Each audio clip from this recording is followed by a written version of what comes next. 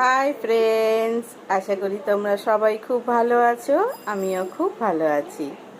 তো আজকে তো রাধা অষ্টমী, সবাইকে রাধা অষ্টমীর অনেক অনেক শুভেচ্ছা। তবে আজকে রাধা অষ্টমী তো 12টার পরে বললো যে মানে খাওয়া যাবে। রাধা অষ্টমী 12টার পরে নিরামিষ খাওয়া যেতে পারে। তো আমার মেয়ে সকালবেলাই পুজো সেরে নিয়েছে। আমি এখন একটু ঠাকুরের পুজো করে স্নান টান করে পুজো করে নিলাম, নিয়ে এবার খেতে বসেছি।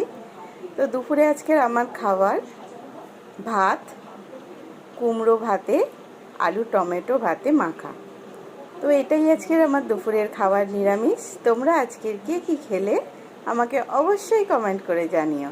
আর আমার চ্যানেলকে ভালো লাগলে প্লিজ লাইক করো, শেয়ার করো, সাবস্ক্রাইব করো।